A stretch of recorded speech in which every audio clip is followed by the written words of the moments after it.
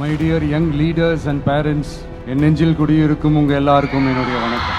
S, young leaders and parents எல்லாரும் எப்படி இருக்கீங்க? உங்க எல்லாரையும் சந்திச்சதுல மிக்க மிக்க மகிழ்ச்சி. Thank you thank you. Love you too.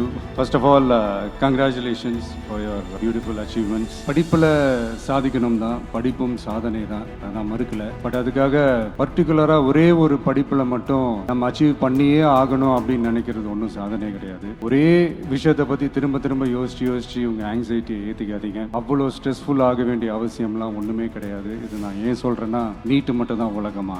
நீட்டை தாண்டி இந்த உலகம் ரொம்ப ரொம்ப பெருசு. அதில் நீங்கள் சாதிக்க வேண்டியது பல விஷயங்கள் இருக்கு. அதனால இப்போவே உங்கள் மைண்டை ரொம்ப ஸ்ட்ராங்கா வச்சுக்கோங்க, டெமோக்ராட்டிக்கா வச்சுக்க கத்துக்கோங்க. நான் டெமோக்ரஸின்னு ஒன்று இருந்தாதான் இந்த உலகமும் சரி, இந்த உலகத்தில் இருக்கிற எல்லா ஃபீல்டும் சரி ஒரு ஃப்ரீடமா இருக்க முடியும். அது மட்டும் இல்ல, ஒரு முறையான ஒரு டெமோக்ரஸி இருந்தாலே போதும், எல்லாருக்கும் எல்லாமும் ஈக்குவலா கிடைக்கும். அதனுடைய ஃபர்ஸ்ட் ஸ்டெப்பா உங்க வீட்டில் இருக்கிற எல்லார்கிட்டையும் சொல்லுங்க, அவங்களுடைய ஜனநாயக கடமையை ஒழுங்கா செய்ய சொல்லுங்க. ஜனநாயக கடமையை சரியா செய்யறதுன்னா அது ஒன்றும் பெரிய ஒரு விஷயம்லாம் கிடையாது, சாதாரணமான விஷயம் தான். நல்லவங்க, நம்பிக்கையானவங்க, இது வரைக்கும் ஊழலே செய்யாதவங்க யாருன்னு பார்த்து தேர்ந்தெடுக்க சொல்லுங்க. அவ்வளவுதான், as simple as that. அதுதான் அந்த கடமை. நான் ஒரு 2 years பேக் இதே ஸ்டூடெண்ட்ஸ் ஃபங்க்ஷன்ல நான் சொல்லியிருந்தேன், இந்த காசு கொடுத்து ஓட்டு வாங்கி ஜெயிச்சிடலாம்னு நினைக்கிறாங்க இல்லையா, அவங்கள அந்த கல்ச்சரே யாரும் என்கரேஜ் பண்ணாதீங்க, யாரும் காசு வாங்காதீங்க, உங்க பேரண்ட்ஸ் கிட்டயும் எடுத்து சொல்லுங்கன்னு நான் சொல்லியிருந்தேன். அதை அப்படியே ஃபாலோ பண்ணுங்க. ஆனா நீங்க வேணா பாருங்க, அடுத்த வருஷம் என்ன நடக்க போகுதுன்னு.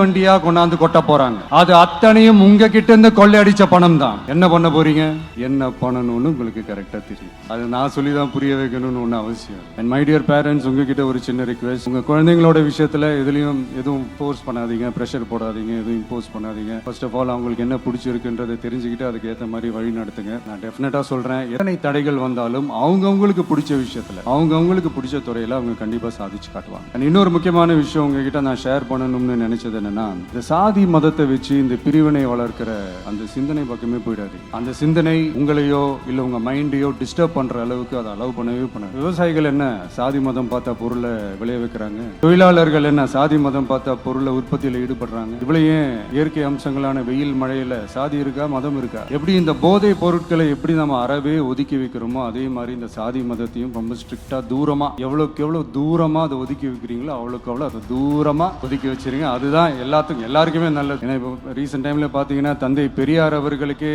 சாதி சாயம் பூச ட்ரை பண்றாங்க. ஒன்றிய சிவில் சர்வீஸ் எக்ஸாம்ல கூட சாதி சாயம் பூசுற மாதிரி ஒரு கேள்வி ஒன்று கேட்டு வச்சிருக்கிறார். இதையெல்லாம் வன்மையாக கண்டிக்கிறோம். இந்த உலகத்தில் எது சரி எது தவறு அப்படின்றத அனலைஸ் பண்ணி பார்த்தாலே போதும், ஒரு குழப்பம் இல்லாத ஒரு தெளிவான ஒரு வாழ்க்கையை வாழலாம்.